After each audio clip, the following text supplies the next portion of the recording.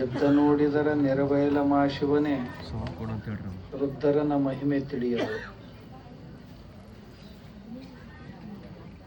ಕಾರ್ಯಕ್ರಮಕ್ಕೆ ಕಾರಣೀಭೂತರಾದಂಥ ಬ್ರಹ್ಮಲೀನ ಆತ್ಮಾನಂದ ಶ್ರೀಗಳು ಮತ್ತು ಪೂರ್ಣಾನಂದ ಶ್ರೀಗಳು ಮತ್ತು ಶ್ರದ್ಧಾನಂದ ಅಪ್ಪಗಳವರ ಶ್ರೀ ಸನ್ನಿಧಿಗೆ ವಂದಿಸಿ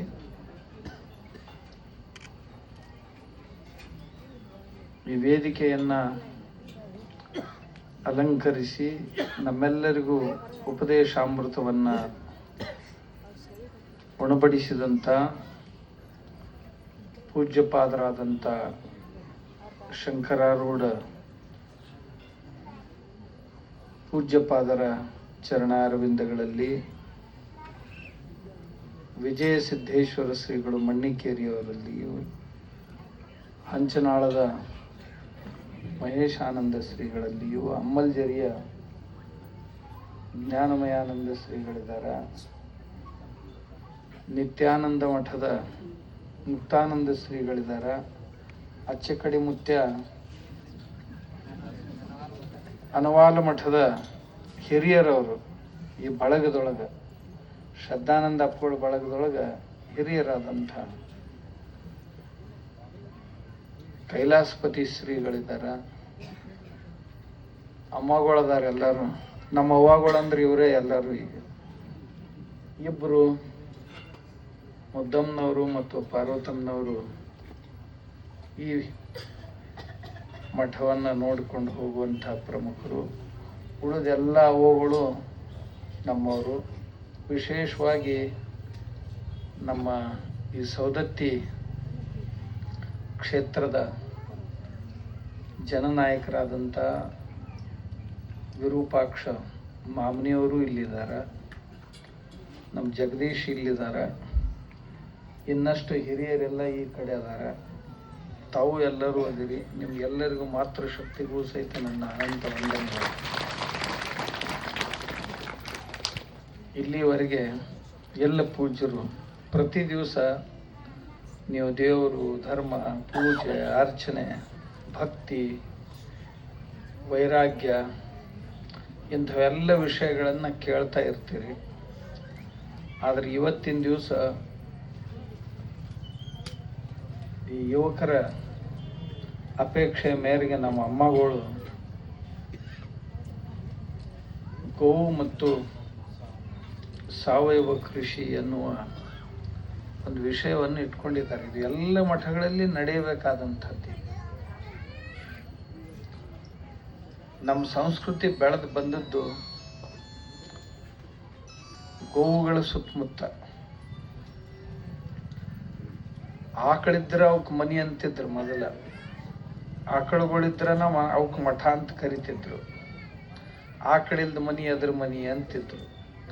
ರಾಮಾಯಣದೊಳಗೆ ನಾನು ಓದ್ತಿದ್ದೆ, ವಾಲ್ಮೀಕಿ ಮಹರ್ಷಿ ಬರ್ದಾನ. ಅಂದ್ರೆ ನಮ್ಮ ದೇಶ ಹೇಗಿತ್ತು ಅಂತ. 4 ಮಕ್ಕಳು ಲಗ್ನ ಮಾಡೋ ಹೊತ್ನ್ಯಾಗ ಜನಕ ಮಹಾರಾಜ ಒಬ್ಬೊಬ್ಬರಿಗೆ 1 ಲಕ್ಷ ಗೋವುಗಳನ್ನು ದಾನ ಮಾಡಿದ್ನಂತ.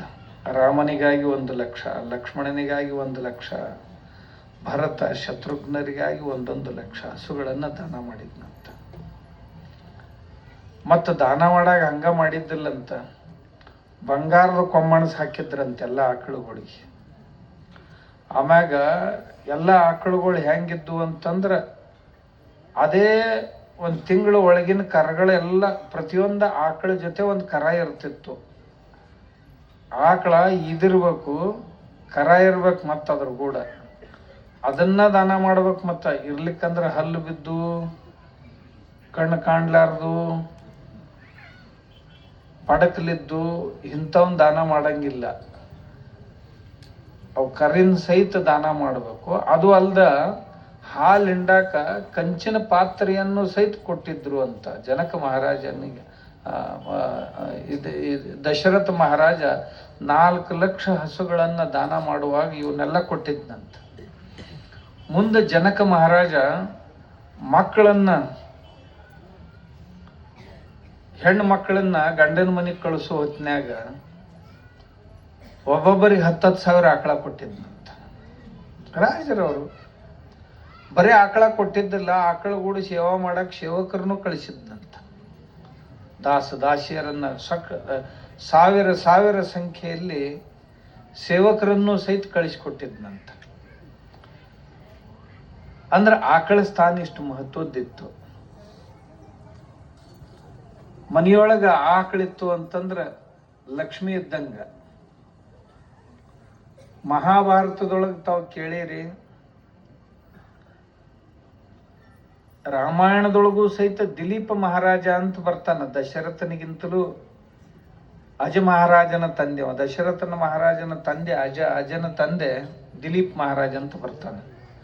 ಅವನಿಗೆ ಅಸಾಧ್ಯ ರೋಗಗಳಾದಾಗ, ಪಾಂಡುರೋಗದಂಥ ರೋಗಗಳಾದಾಗ, ಆ ರೋಗಗಳನ್ನು ಕಳೆದುಕೊಳ್ಳುವ ಸಲುವಾಗಿ ಅಡವಿಯೊಳಗೆ ಹೋಗಿರು, ಅಲ್ಲಿ ಗೋವುಗಳ ಸೇವೆ ಮಾಡು, ಆಕಳ ಸೇವಾ ಮಾಡು, ನಿನ್ನ ರೋಗ ಕಳೆದು ಹೋಗ್ತೈತಿ ಅಂತಿದ್ರಂತ. ಆಕಳುಗಳ ಸೇವೆಯನ್ನು ಮಾಡಿ ರೋಗ ಕಳ್ಕೊಂಡಿದ್ದವ ದಿಲೀಪ್ ಮಹಾರಾಜ. ಮುಂದ ಮಹಾಭಾರತದಲ್ಲಿ ಪಾಂಡವರು ಕೌರವರು ಕೂಡಿದ್ದಾಗ ಅವ್ರ ಮನೆಯಲ್ಲಿ ಹಸುಗಳ ಸೇವೆಯನ್ನ ಮಾಡಿಸ್ತಿದ್ರಂತ ಮಕ್ಕಳಿಂದ. ಮುಂದೆ ಕೃಷ್ಣನ ಜೀವನ ನೀವು ನೋಡಿದ್ರಿ ಅಂದ್ರೆ,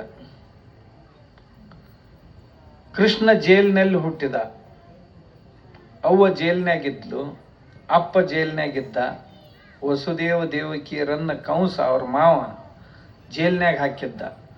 ಯಾಕೆ ಹಾಕಿದ್ದ ಅಂದ್ರ, ನಿನ್ನ ತಂಗಿಯ ಹೊಟ್ಟೆಯಿಂದ ಹುಟ್ಟುವಂತ 8 ಮಕ್ಕಳು ಏನದಾರಲ್ಲ, ಅವರೊಳಗೆ ಒಬ್ಬನಿಂದ ನಿನ್ನ ಮೃತ್ಯು ಐತಿ ಅಂತ ಹೇಳಿದ್ರಂತ. 7 ಮಕ್ಕಳನ್ನ ಬಡ್ದು ಕೊಂದಿದ್ದ ಹುಟ್ಟಿದ ಕೂಡ್ಲೇನ.